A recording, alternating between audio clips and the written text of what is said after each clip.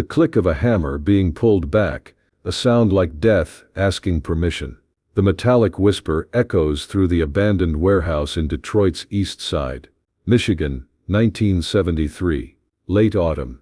The building sits at the edge of nowhere where industry came to die. Charles Bronson stands in the center of the empty space, hands at his sides, wearing a simple black coat over dark jeans.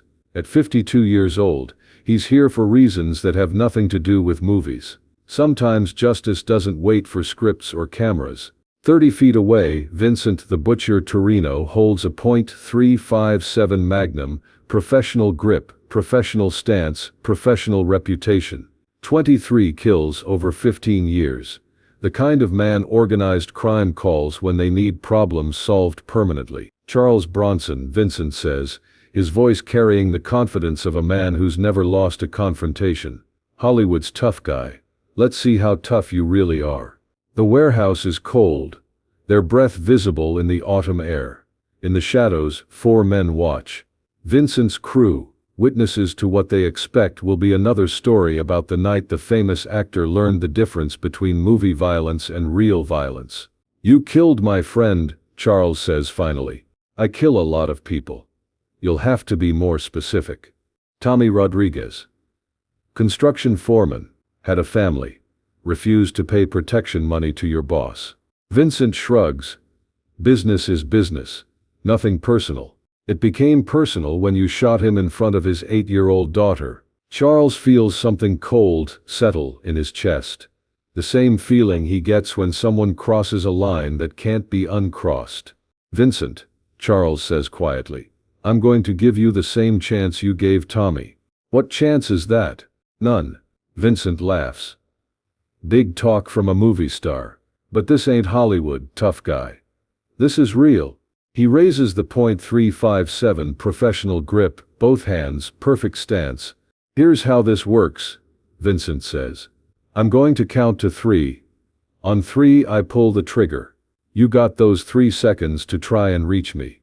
30 feet in 3 seconds. Think you can make it?" Charles looks at the distance, 30 feet of concrete floor. 3 seconds to cross it before a professional killer fires a .357 Magnum. By every calculation, it's impossible. "What if I can?" Charles asks. "You can't. But if you somehow do, if you somehow touch me before I drop you, then maybe you earn the right to die quick instead of slow." Charles nods thoughtfully. "Vincent, can I ask you something? Make it quick. In 15 years of killing, how many men have you shot from 30 feet? Lost count. Why? How many of them tried to run straight at you?" Vincent's grin widens. "All the smart ones, straight lines the fastest way to cover distance." "And how many reached you?" "None. That's why I'm still breathing, and they ain't." Charles looks around the warehouse. Concrete pillars, steel beams, shadows that haven't seen sunlight in years. "What about the dumb ones?" Charles asks. "The ones who didn't run straight." Vincent's grin falters.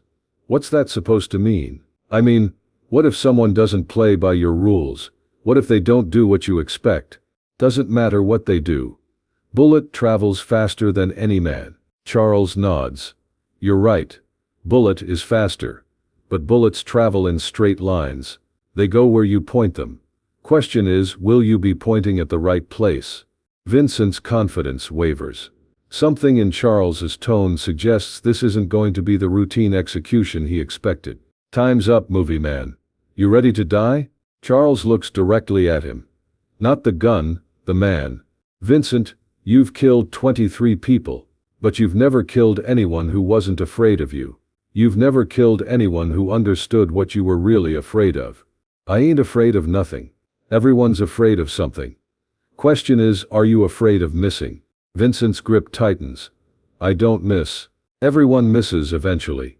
And when you miss, what happens to your reputation? What happens to Vincent the Butcher's Torino, when word gets out that a movie actor made him look like an amateur?" The warehouse goes quiet.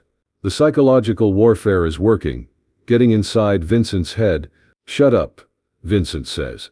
But his voice lacks conviction. 3 seconds, Charles continues. "But you're already thinking about it, aren't you? wondering if I've figured out something you haven't considered. Vincent raises the gun higher. Enough talk, time to die. Then start counting. Vincent stares at him. Charles stands 30 feet away, hands at his sides, completely calm, not preparing to charge. Just waiting. 1, Vincent says. Charles doesn't move. Doesn't tense. Just stands there watching Vincent's eyes. 2. Still nothing. Charles remains motionless. Vincent frowns. This isn't how it usually goes. Men facing death don't just stand there. 3. Vincent pulls the trigger. The .357 roars, flame and thunder filling the warehouse. The bullet tears through the air at 1,400 feet per second, aimed at Charles's chest. But Charles isn't there. The moment Vincent's finger began to squeeze, Charles moved, not forward, not backward, sideways. One quick step behind the nearest concrete pillar. The bullet smashes into the pillar, sending chips flying. Vincent stares in shock. What the hell? Charles's voice comes from behind the pillar. Told you bullets travel in straight lines. You cheated. You were supposed to run at me. Says who? You gave me 3 seconds to try and reach you. You never said how. Vincent spins, trying to track Charles's voice, but the warehouse acoustics make it impossible.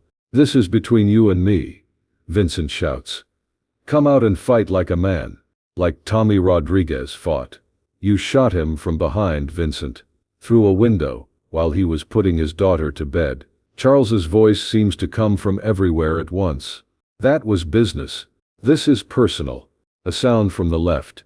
Vincent spins. Fires. The bullet hits empty air. Another sound from the right. He spins again. Trigger happy now. Professional discipline cracking. Stand still, damn you. But Charles doesn't stand still. He moves through the warehouse like smoke. Using every pillar, every beam, every shadow. Vincent fires again. Again. Again. Each shot missing. Each miss making him more desperate. Click. Empty cylinder. Vincent's eyes go wide with panic. Charles steps out from behind a pillar 20 feet away. Still calm, still controlled. 6 shots, Vincent. How many you got left? Vincent's hands shake as he fumbles for a reload. Professional killer reduced to amateur panic. I got more bullets, he says, but his voice cracks. Do you? Or are you going to make the same mistake you always make? Charles starts walking toward him. Not running, just walking, steady and deliberate. You rely on fear, Vincent. You count on people being so afraid of your gun that they can't think clearly. But what happens when someone isn't afraid? Vincent drops his spent revolver, pulls a backup .38 from his ankle holster. I'll kill you, he says. But the conviction is gone. Maybe.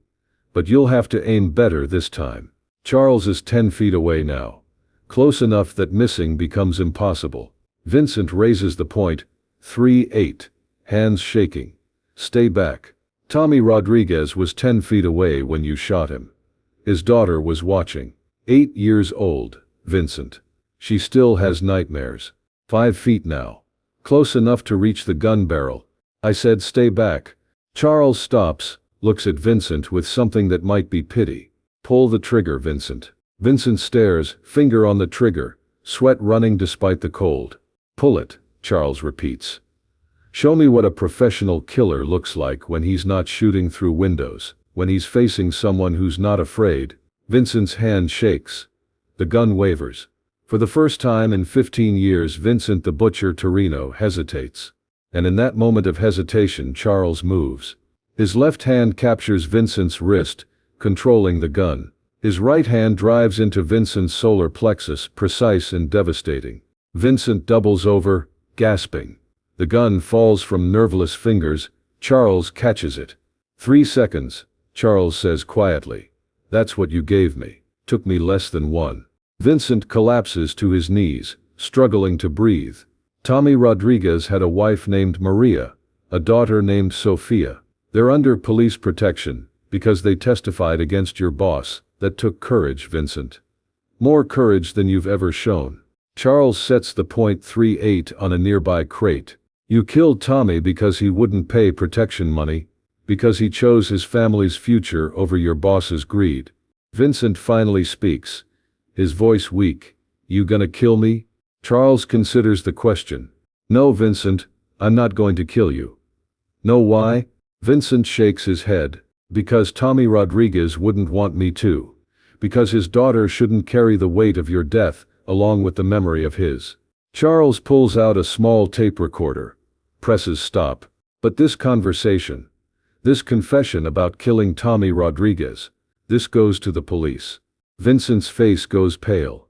You recorded this? Every word should be enough to put you away for life. Charles looks at the crew. Any of you boys want to add anything? Maybe some details about other jobs? Might help with your plea bargains. One of them steps forward. Hands raised. I got things to say. Lots of things. Vincent stares in horror as his crew abandons him, choosing cooperation over loyalty. Charles walks toward the exit, leaving Vincent kneeling on concrete, surrounded by former allies preparing to testify against him. 3 seconds, Vincent. That's all it took to end 15 years of being untouchable. He pauses at the door. Tommy Rodriguez was a better man than both of us. But at least I know it. Vincent, the butcher Torino, was arrested 20 minutes later. He pled guilty to avoid the death penalty. Received life without parole. His crew testified against the entire organization.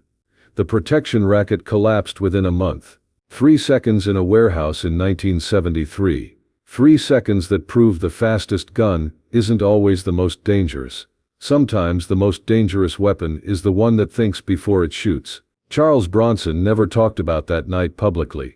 But sometimes he'd remember Vincent's face when he realized his reputation couldn't protect him from someone who refused to be afraid. 3 seconds. That's all justice needed.